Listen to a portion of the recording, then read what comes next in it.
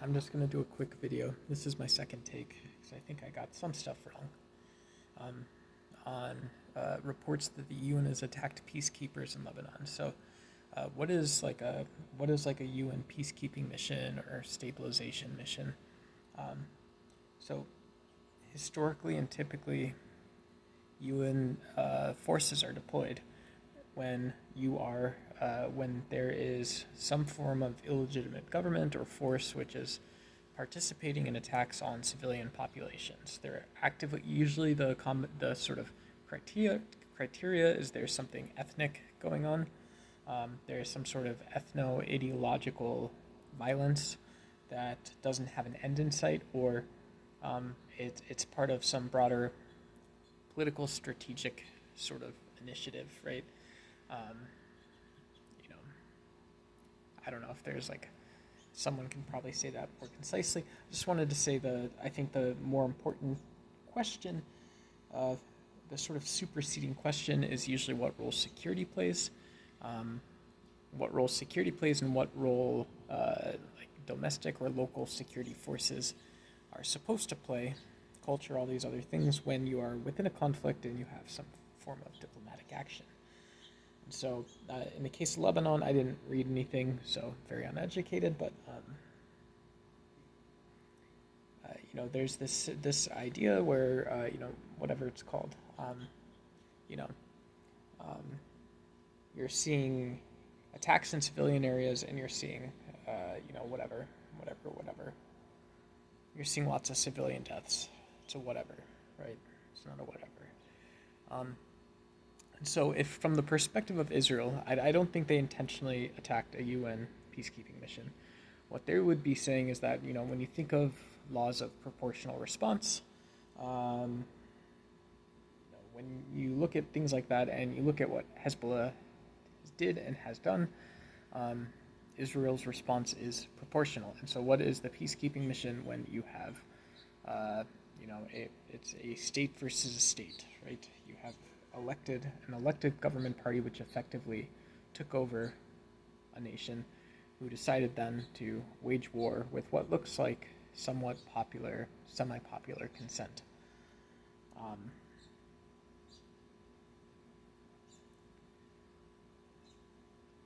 Someone, I don't know, whatever it is.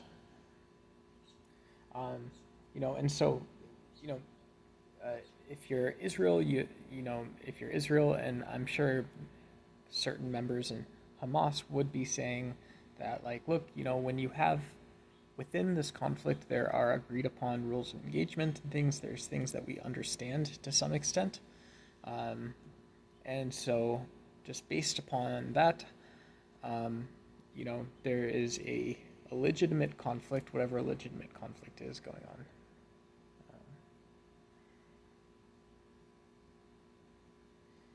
And so I think the like strategic or tactical sort of crossover is that what would typically happen during a UN peacekeeping mission is you would be protecting populated areas, you would be perhaps buying room for NGOs and officials from the UN or from friendly nation states to come in, try and work on development problems, try and get the sort of base layer of institutions in place. Whatever you want to say, herding sheep or herding cattle, around sort of these populist movements and stuff like that, where you're somehow working away from endorsing violence and endorsing different modes of political activation while showing a robust force, right? You're trying to get people to see that, hey, you need both of these components in order to do something effectively. And so, like, typically when you have additional forms of intervention, which aren't just standing out front of City Hall or something. Someone says, "Well, hey, we are going to, very cool, like a Chris Pratt movie or something, like, Liam Hemsworth or Chris Hemsworth or something." They say, "Hey, you get the call on the the black phone in the office or something," and someone says, "Hey, we're going to cross over on this. We've got, we've been somewhat effective, but there've been an increase in attacks. We know where the guy is who's been, organizing this kind of stuff, and the guy's not gonna, he's not someone that we can go talk to, right? This is a guy that is, he's either the guy or he's taking his calls from someone else. So, what we're going to do is we're going to call, a couple guys who, we're going to get some dudes on a helicopter and we're going to go fucking shoot this guy. That's the whole plan, right? We're either going to drop a missile on his ass or we're going to fucking get out and we're going to go shoot him, right? Whatever. We're going to kidnap his nephew who's like doing some kind of fucking, he's doing the same shit, right? We don't like this guy, so we got to go talk to him and do a little more than the UN. And so from Israel's perspective, if you buy into this and you understand the output, why it's either strategic, tactical, why it's alone on an island, and you guys voted to be on an island, and so now this is what you get.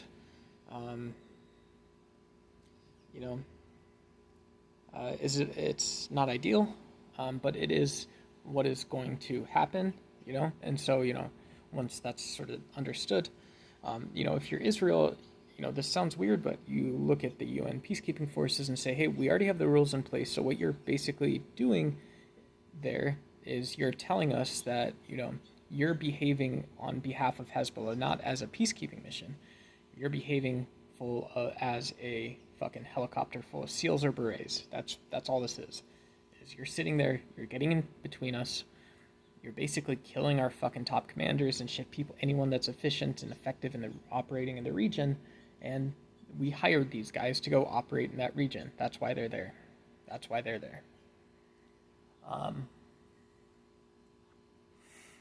And so, I really think, like, most people want something a little more comprehensive for this kind of thing.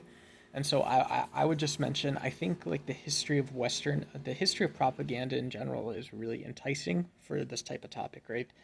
And, you have to ask a question like why Hezbollah doesn't just have, 15 snipers, right? Super highly trained snipers that are really effective at just fucking shooting Israelis, right?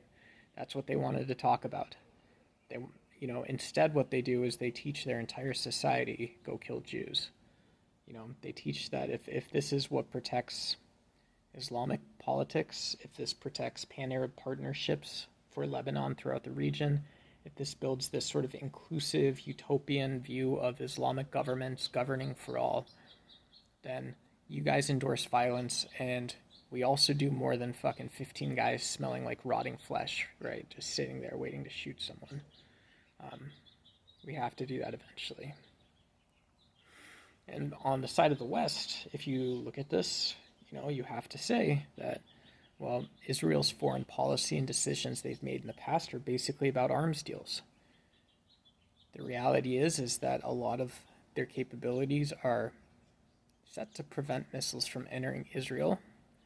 And they're also, the same token, out there because they're likely to kill Arabs. They're likely to kill Muslims. They might not see them that way. They probably try and skirt around that, but that's what they're going to do. And it's just interesting. In Israel, you always have Benjamin Netanyahu, who's a nationalist wartime leader, politician, a nationalist, an Israeli strategist. He's probably a lot of things, but he's not a fucking soft man.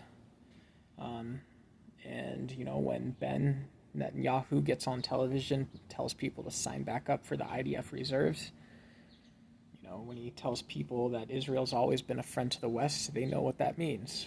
They know that some shit's about to go down, and so, hey, get on your best behavior because we've been in this together for the last however many decades. Super moral, right? Super ethical. But our value's the same. It's easy for us to talk about these types of things, at least. And I'm sure Hezbollah has the same sort of thing, but the flip side of it,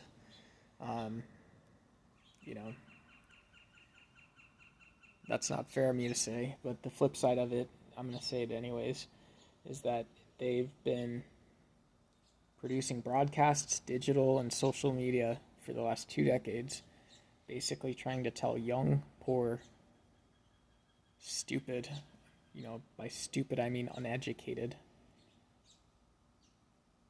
unrepresented, the message has basically been ignore that what we're actually asking for is a large regional conflict. What you have to know is that we as a nation endorse killing Jews. We endorse killing Israelis and using force against civilians as they have done to us. So wherever it is, that's just the funny thing, I think, is that you can be as ethical and moral about this kind of shit as you want, but you're always going to get these what's it called? That there's that pop song, I don't like no whips and chains. You're always going to have not the good kind of chains, but you're going to have these whips and chains that are just dangling from your fucking foreheads when you guys decide to do this kind of shit. I don't know what I'm doing right now. I'm interested in the ideological question. It's a little realer. It's just more fascinating, I would say. This idea of, when you look at, I was talking about this yesterday. You have this sort of idea where you have a populist government, and without much problem, no big problem right now. But, you have populist socialist government, and so you almost instantly say that, well, look, one of the first things that we're going to do, which is going to cultivate broad buy-in, is we're going to have this, more formal security force. In the U.S., because you could just go order a plot of land on, freefarmland.gov or some shit back in 1700. But, in most places they say, well, instead of doing that, you can join a military. You can join some sort of militia or armed forces. And this is instantly some sort of role within the society. You're going to know people who know people. You connect that in some ways to people with influence and wealth or whatever it is. But that's also really tremendously imbalanced, right? Because when you look at actually going to give and get, that's a really dumb strategy to have in 2024. There's a lot of reasons why you can respond to some stuff and you can build in knowledge of that, but then you always have this missing chunk, which if you actually look at it, it's like, well, we're basically voting to all go fucking die.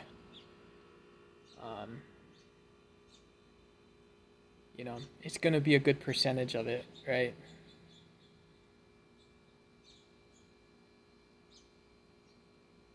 Which is a funny one, right? Those are the spaces that it feels like, when you talk about the really spooky fucking guys wherever they are. And then, it's like, you call up this, Chuck McDigney or some shit.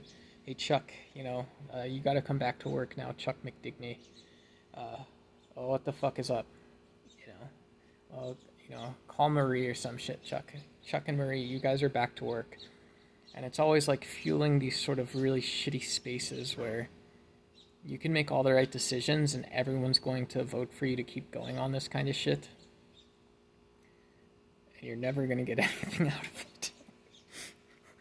it. You're going to get this tiny glimpse of can a fucking Apache kill me? You're going to, right? That's fake, but you're going to get you're going to realize these things one at a fucking time. And it's just watching this probability of you fucking getting blown up slowly increasing.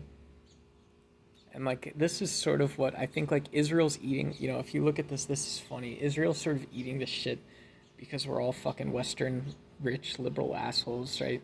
We do whatever we want, and when other people do what we want, we cheer them on. So Israel's almost taking this bullshit from the international arena where it's well, we've been fucking up for the last 20 years.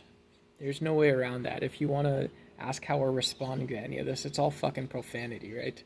You can get precise later. It doesn't matter. And we probably shouldn't be doing some of this stuff. We're going to go do it. We should be doing it, but, we kind of get we shouldn't be doing it. And then you go talk to fucking, some guy in Iran or something, he's got fucking, the Microsoft Teams account with the guy from, Afghanistan and Iraq and shit. Syria, everyone's fucking talking, and they're just this fucking space where everyone dies, right? This creeping probability. This is the thing we're actually selling to everyone. You guys take that on, we're gonna take this on as well, and so at some point, because this is a swirl of shit going down together, like we presume it's just gonna fuck us up, and you guys did real good on that.